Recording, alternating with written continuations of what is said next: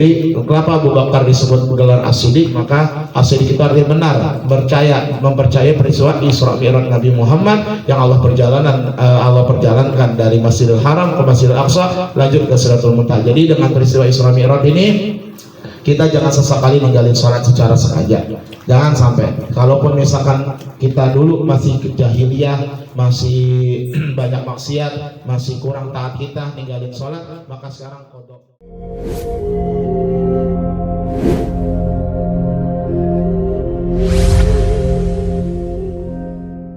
Bismillahirrahmanirrahim. Assalamualaikum warahmatullahi wabarakatuh. Waalaikumsalam warahmatullahi Alhamdulillahirabbil alamin. wabarakatuh. Allahumma shalli ala sayyidina Muhammad wa ala ali sayyidina Muhammad. Alhamdulillah Pak, kita libur panjang dari mulai hari Sabtu hingga esok, 5 hari berturut-turut, yang dimana salah satu hari libur kita yaitu dalam memperingati peristiwa Isra dan Mi'raj Nabi Muhammad Sallallahu Alaihi Wasallam. Biar fokus ya Pak, nggak apa-apa, maka nanti fokus akal dan otaknya. Peristiwa Isra dan Mi'raj biasa tiap tahun kita peringati, bahkan di Kampung Tunlongan insya Allah di tanggal 7 Februari ya di Masjid Al-Falah memperingatinya. Walaupun H plus seminggu nggak masalah, yang penting dalam rangka peringatan Isra dan Mi'raj. Kita cuma tahu istilahnya, semoga kita juga harus tahu maknanya, artinya dan lain sebagainya. Sedikit aja, Isra dan Mi'raj itu dari dua kata Pak. Yang pertama Isra, yang kedua Mi'raj. Isra dari kata Asra. Asra itu artinya perjalanan. Kalau di kamus artinya perjalanan. Tapi menurut ahli lainnya, Asra itu identik dengan perjalanan malam hari. Nah, jadi Isra itu berarti perjalanan malam hari. Mi'raj artinya naik gitu. Nah, secara bahasa, secara istilah berarti Isra itu apa? Mi'raj itu apa? Isra berarti perjalanan malam hari yang dilakukan oleh Nabi Muhammad Sallallahu Alaihi Wasallam. Dari mana Pak? Dari Masjidil Haram ke Masjidil Aqsa, Palestina. Awas saja deh jawab Masjidil Haram ke Masjid Nabawi ya. Ya, kita jangan buta sejarah. Malu sama orang barat lainnya tahu sejarah agama Islam walaupun dia belum muslim, tapi kita sebagai muslim dari lahir jangan sampai nggak tahu sejarahnya. Singkat aja, Isra itu adalah perjalanan dari Masjidil Haram di Mekah ya ke Masjidil Aqsa, Baitul Maqdis di Palestina. Dan Mi'raj artinya naik, berarti perjalanan Nabi dari Masjidil Aqsa atau Baitul Maqdis di Palestina menuju Sidratul Muntaha. Sidratul Muntaha bukan yang ketujuh Pak, tapi di atas langit ketujuh ya. Nah, Isra Mi'raj itu apa sih? Peristiwa Nabi yang Allah kasih berupa hadiah. Akibat apa? Akibat Nabi merasa sedih, akibat Nabi merasa murung, akibat Nabi merasa, dalam arti bahasa kita yang sakit hati, selain ditinggal dua orang kesayangannya yaitu Siti Khadijah sebagai istrinya dan Abu Thalib sebagai pamannya disebut dengan Abul Husni, dan juga beliau sakit hati ya, sakit hati dalam artian bukan dendam, maksudnya sedih dakwah beliau masih ditolak, terutama peristiwa Thaif. Nah, jadi Allah kasih hadiah berupa perjalanan yang menakjubkan yang dilaksanakan dalam malam hari doang, yang dimana itu kilometernya panjang banget, jauh banget, jumlahnya banyak kilometernya, tapi Allah dengan kuasanya, dengan kehendaknya perjalanan kekasihnya yaitu Nabi Muhammad beserta malaikat Jibril dari Mekah menuju Palestina, Palestina menuju Sidratul Muntaha hanya dalam malam hari doang. Nah, kita udah kenal ya dalilnya, surat Al-Isra ayat 1. Bismillahirrahmanirrahim. Subhanalladzi asra bi 'abdihi lailan minal masjidil haram ilal masjidil aqsa alladzi barakna haulahu linuriyahu min ayatina innahu was-sami'ul basir. Berarti ini ayat istimewa Pak. Kenapa? Karena lafaz ayat pertama diawali langsung kata subhana. Subhana artinya maha suci, yang dimana kata ulama kalau diawali dengan maha suci berarti peristiwa ini sangat ajaib, peristiwa ini sangat menakjubkan, peristiwa ini sangat istimewa. Nah, salah satunya ayat Allah, firman Allah suratnya dalam Al-Quran, salah satunya surat Al-Isra diawali dengan kata subhana, maha suci, allazi yang telah asra memperjalankan, lailan di malam hari, Masjidil Haram ilal Masjidil Aqsa. Ya, subhanallazi asra bi abdihi, mohon maaf, yang telah memperjalankan abdihi, hambanya. Selain kata subhana, ini istimewa juga Pak. Padahal Nabi manusia yang mulia, Nabi manusia yang sempurna, Nabi idola para sejuta umat manusia di alam semesta, tapi Allah memakai kata abdi, yaitu abdun, artinya hamba. Allah nggak pakai kata subhanallazi asra bin nabi, subhanallazi asra bir rasuli, enggak, tapi namanya nabi sesama manusia, Allah pakai kata abdun, berarti dekat banget, artinya hamba, ya. Dan ulama menjelaskan ada dua pendapat Isra Mi'raj ini sebenarnya jasad nabi ikut apa enggak. Ada yang mengatakan, ulama pertama mengatakan, oh ini peristiwa cuma rohnya doang, ya nggak mungkin dalam malam hari mencapai berpuluh-puluhan kilometer. Tapi ada pendapat yang kedua, enggak kok, ini roh dan jasad Nabi, karena didukung dengan kata abdun. Abdun di sini artinya hamba. Kita juga Abdullah, hamba-hambanya Allah. Nah berarti abdun itu ruh dan jasad. Tapi dari dua pendapat yang kedua yang lebih masyhur, lebih kuat, yaitu Isra Mi'raj itu adalah roh dan jasad Nabi yang Allah perjalani. Nah, jadi Isra dan Mi'raj itu intinya Allah kasih hadiah terbaik dari duka citanya Nabi, dari kesedihan Nabi, ditinggal dua orang kesayangan dan ditolak dakwahnya di Mekah. Allah kasih hadiah yaitu perjalanan, yang dimana perjalanan main-main Pak, ya. Sebelum berangkat Nabi kadang tidur, malaikat Jibril bersihin hatinya, belek dadanya. Jadi Nabi itu dua kali dibersihin hatinya, ketika bayi, ketika dilahirkan, dan ketika mau Isra Mi'raj. Biar apa? Dicucinya dengan air Zam-Zam, biar iman dan takwanya benar-benar murni, suci, kuat takwanya kepada Allah.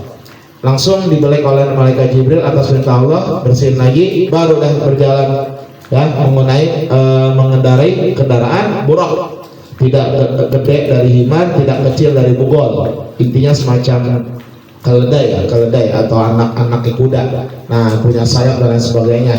Dari Masjidil Haram Makkah ke Palestina sholat sunnah 2 rakaat. Beliau menjadi imam para nabi dan para rasul.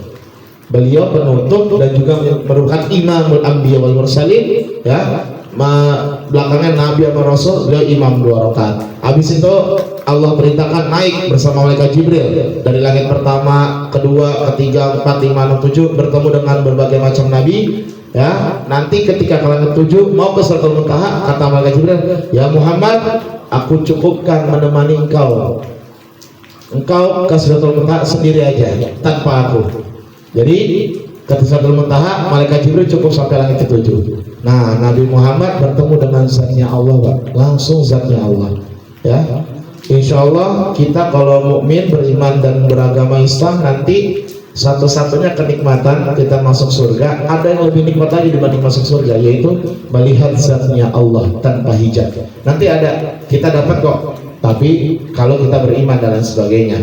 Nah, Nabi ketika Mi'raj bertemu dengan zatnya Allah tanpa hijab, ya. Terus dapat perintah apa Pak? Isra Mi'raj, perintah sholat 5 waktu, yang dimana sebelumnya berapa waktu Pak? 50 waktu. Nah, Allah perintahin 50 waktu. Ketika Nabi turun langit ke-7, langit ke-6, langit ke-5, ketemu Nabi Musa. Kata Nabi Musa, ya Muhammad, apa yang kau dapati ketika ketemu zat Allah? Aku mendapati perintah sholat untuk umatku 50 waktu.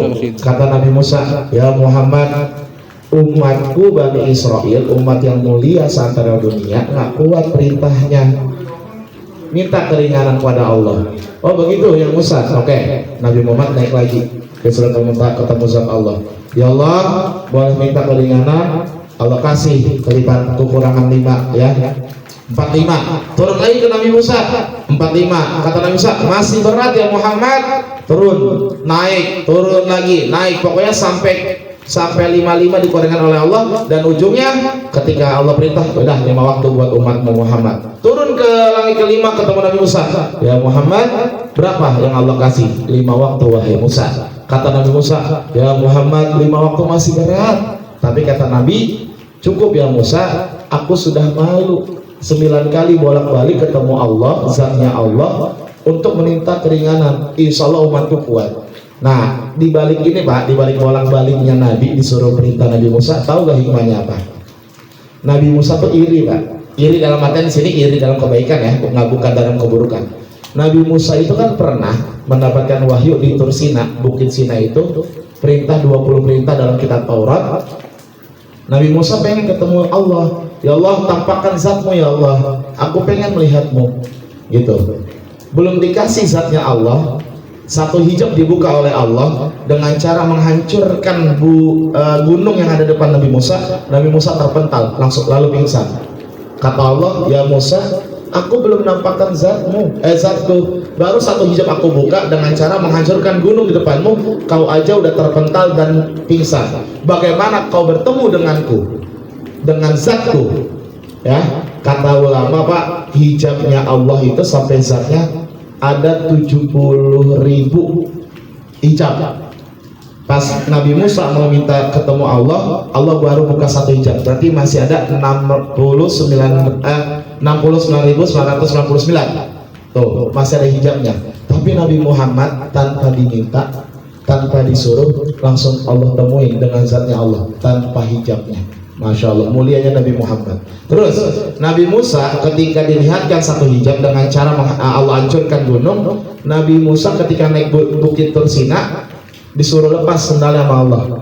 Tapi Nabi Muhammad ketika Sidratul Muntaha, sendalnya Nabi masih nempel. Jadi Pak, terompah Nabi lebih mulia dibanding kita. Sendalnya Nabi lebih mulia dibanding kita. Kenapa? Karena sendalnya Nabi pernah bertemu dengan zatnya Allah.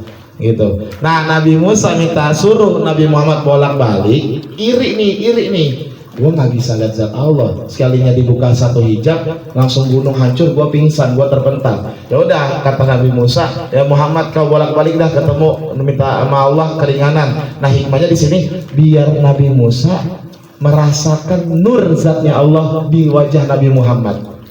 Makanya Nabi Musa nyuruh bolak-balik biar dapat juga keberkahan ketemu zatnya Allah. Gitu, ada hikmahnya di situ. Jadi hikmahnya Nabi Musa minta bolak-balik kepada Nabi Muhammad atas keringanan perintah waktu sholat menjadi dari 50 menjadi 5 waktu. Nabi Musa pengen juga merasakan, oh ini ternyata cahaya, ya, pantulan cahaya dari bertemunya zatnya Allah. Jadi Nabi Musa bilang, jadi hikmahnya seperti itu Pak. Jadi bukan semena-mena Nabi Musa merintah, enggak, ada hikmahnya. Kenapa? Karena Nabi Musa belum sempat ketemu zatnya Allah, belum sempat ketemu langsung dengan Allah. Baru satu hijab dibuka oleh Allah, masih ada 69.999 hijab lagi. Tapi Nabi Muhammad tanpa diperintah langsung bertemu dengan Allah Subhanahu wa Ta'ala. Ya, jadi dari hadiah terbaik peristiwa Isra Mi'raj salah satunya adalah perintah sholat. Maka udah capek-capek Nabi Muhammad berjuang bersama malaikat Jibril, ya, jangan sampai kita remehkan, jangan sampai kita tinggalkan, baik dari sengaja maupun tidak sengaja ya. Kalaupun tidak sengaja kan bisa ada kodok, yaitu lupa ataupun ketiduran. Jadi dua uzur meninggalkan sholat itu cuma dua Pak. Uzur ninggalin sholat, pertama lupa, kedua ketiduran. Uzur lainnya sakit, capek kerja, lelah, dan lain sebagainya nggak ada ya. Jadi tetap harus kita dirikan sholat 5 waktu. Kenapa? Karena kita tahu nih peristiwa Isra Mi'raj berat banget bagi Rasul. Bahkan ketika selesai Isra Mi'raj nggak ada yang percaya. Masa satu malam Nabi Muhammad dari Mekah ke Palestina bisa ke langit ketujuh cuma satu malam. Ternyata satu-satunya sahabat adalah Abu Bakar Siddiq yang hanya mempercayai peristiwa Nabi Muhammad. Yang lainnya bilang, si Muhammad tukang sihir, dukun dan lain sebagainya. Nauzubillah ya. Jadi kenapa Abu Bakar disebut gelar As-Siddiq? Maka As-Siddiq itu artinya benar, mempercayai peristiwa Isra Mi'raj Nabi Muhammad yang Allah perjalankan dari Masjidil Haram ke Masjidil Aqsa lanjut ke Sidratul Muntaha. Jadi dengan peristiwa Isra Mi'raj ini kita jangan sesekali ninggalin sholat secara sengaja. Jangan sampai. Kalaupun misalkan kita dulu masih jahiliyah, masih banyak maksiat, masih kurang taat kita ninggalin sholat, maka sekarang kodok. Ya, jadi dengan peristiwa ini sedikit aja, jangan sampai, saya sering ulang, jangan sampai ninggalin sholat. Ya, sholat sunnah kita jarang kita gunakan, jarang kita dirikan, tapi jangan sesekali sholat wajib kita tinggalkan. Nauzubillah. Kita tidak bisa berjamaah, seenggaknya sholat sendiri. Ajak bini kita, ajak anak kita sholat jamaah di rumah masing-masing, silakan. Kalau nggak mampu sholat sendiri aja. Ya, tapi kalau ada waktu panjang, sholat berjamaah di musola ataupun di masjid, jangan gengsi dan lain sebagainya. Itu aja yang bisa saya sampaikan. Terima kasih, mohon maaf. Wassalamualaikum warahmatullahi wabarakatuh.